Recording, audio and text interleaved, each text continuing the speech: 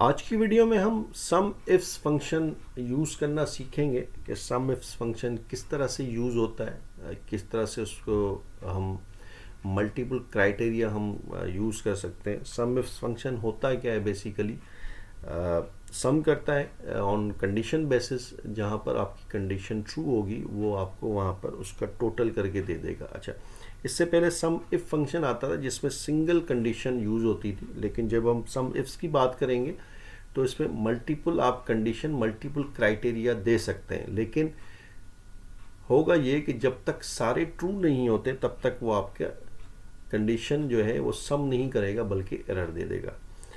Version की बात करते हैं, कहाँ अवेलेबल है ये 2007 के बाद तकरीबन हर जो माइक्रोसॉफ्ट एक्सेल का वर्जन है उसमें अवेलेबल है। 2007 से पहले माइट भी अवेलेबल ना हो, लेकिन उसके बाद जितने भी वर्जन आ रहे हैं 2007 और उसके आगे वाले वर्जन, उसमें आपको सम इफ फंक्शन मिल जाएगा। अब क्योंकि एडवांस फंक्शन है तो अगर आपने सिंगल भी यूज़ करना है तो आप सम इफ यूज़ कर सकते हैं। ज़रूरी नहीं है कि आप सिंगल कंडीशन के लिए आप सम इफ करें और मल्टीपल के लिए सम इफ करें, तो आप दोनों के लिए आप ये कर सकते हैं। क्या करना है, किस तरह से करना है सम इफ फंक्शन? सिंपल हम क्या करेंगे, हम सिंगल से लेके एक बिल्कुल ईजिएस्ट से लेके थोड़ा सा उसको कॉम्प्लिकेटेड करके उसको यूज़ करके देखेंगे किस तरह से वो हो सकता है। लेकिन आगे बढ़ने से पहले अगेन मेरी रिक्वेस्ट, अगर आप मेरे चैनल पे न्यू हैं तो चैनल को काइंडली सब्सक्राइब करें और मेरी वीडियो को लाइक ज़रूर करें। आगे बढ़ते हैं, किस तरह से यूज़ करेंगे हम। सिंपल, मेरे पास एक डेटा है जिसमें मंथ है, प्रोडक्ट है, सिटी है एंड मंथ है। अब सम आपको पता है जैसे कि नंबर का ही सम होगा। मेरे पास ये डेटा है अराउंड कोई 35 लाइन्स का। हम क्या करेंगे, इक्वल सम इफ्स, आप दोनों देख सकते हैं दोनों आ रहा है। मैं क्योंकि एडवांस वर्जन यूज़ करता हूँ तो एडवांस ही फंक्शन यूज़ करते हैं। टैब प्रेस करेंगे, सबसे पहला जो आर्ग्यूमेंट है मेरा वो है सम रेंज क्या है। सम रेंज मेरी क्या होगी, सम रेंज मेरी डी कॉलम होगा। तो मैं क्या करूँगा, सम रेंज ये दे दूंगा। F4 प्रेस करूँगा to lock the values, equal criteria range. Criteria range क्या है, मैं अब यहाँ पर जनवरी का जो डेटा है वो सम करना चाह रहा हूँ। जो जनवरी मंथ है उसका मैं डेटा प्लस करना चाह रहा हूँ कि जनवरी में लेट सपोज मेरी सेल क्या है। तो क्या करूँगा, जो क्राइटेरिया रेंज मेरी क्या है ये है, क्योंकि मंथ की मैं कैलकुलेशन कर रहा हूँ तो मेरा क्राइटेरिया रेंज जो है मंथ वाला जो कॉलम है वो आपका मंथ वाला कॉलम हो जाएगा। F4 प्रेस कर देता हूँ अगेन। अब पूछ रहा है क्राइटेरिया क्या है, तो क्राइटेरिया मेरा क्या है, जनवरी है। तो मैं सिंपल जनवरी को प्रेस करूँगा, ब्रैकेट क्लोज करूँगा, एंटर कर दूँगा। तो अब मुझे ये बता रहा है कि जनवरी का जो टोटल सम है, टोटल जो सेल वैल्यू है अमंग ऑल डेटा, वो क्या है आपका 31625। थोड़ा सा मैं इसको चेंज करके देखता हूँ, इज़ इट वर्केबल और नॉट। मैं मार्च क्लोज करता हूँ, मार्च को। अब देख सकते हैं ये रेंडमली इसकी डायनामिक भी ये चेंज भी हो रहा है। जैसे ही मैंने मंथ चेंज किया तो क्या हुआ, वो वापस आपकी फिगर जो है वो चेंज हो रही है। वापस कंट्रोल वाई करता हूँ, सॉरी, यहाँ से मैं अगेन जनवरी सेव कर लेता हूँ, कंट्रोल वी करता हूँ, तो क्या होगा, फिगर ऑटोमेटिकली चेंज हो रही है। थोड़ा सा कॉम्प्लिकेट करते हैं कि मेरे पास मंथ जनवरी हो लेकिन प्रोडक्ट ए का टोटल बताए। जनवरी में प्रोडक्ट ए की सेल क्या हुई, तो क्या करेंगे, अगेन मैं दोबारा से इसको लिखता हूँ, equal to SUMIFS bracket, sum of range क्या है मेरी, सम ऑफ रेंज मेरी ये है, सॉरी यहाँ तक F4 प्रेस करूँगा, कॉमा क्राइटेरिया रेंज 1। अगेन क्योंकि मेरा मंथ है तो मैं मंथ को सिलेक्ट करूँगा, F4 प्रेस करूँगा, कॉमा करूँगा।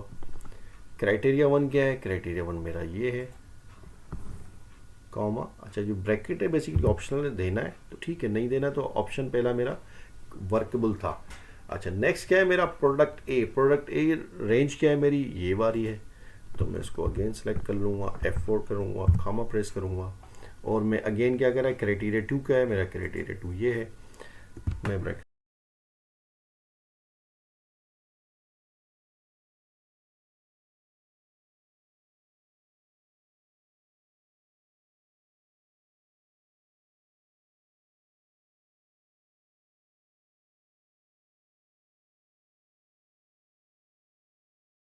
नेक्स्ट में हम क्या करेंगे, हमें दो चीज़ें चाहिए, जनवरी में प्रोडक्ट ए की जो सेल है वो क्या आई है। तो मैं अगेन सिंपल क्या करूँगा, equal to SUMIFS bracket start sum of range में यहाँ से सिलेक्ट कर लूँगा, कॉमा प्रेस करूँगा।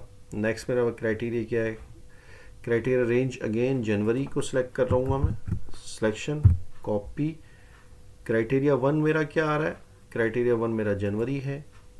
नेक्स्ट कॉमा, क्राइटेरिया 2 के लिए प्रोडक्ट की मेरी बात हो रही है तो प्रोडक्ट की मैं यहाँ से वैल्यू उठा लूँगा, कॉमा प्रेस करूँगा और प्रोडक्ट ए को प्रेस करके जैसे ही मैंने इंटर प्रेस किया तो आपकी वैल्यू जो है वो जो जनवरी में वैल्यू आ रही थी 29826 वो कम होके फिल्टर होके बेसिकली 6982 हो गए। इसका मतलब ये है कि मेरे पास जनवरी में प्रोडक्ट ए की जो सेल थी वो 6982 थी।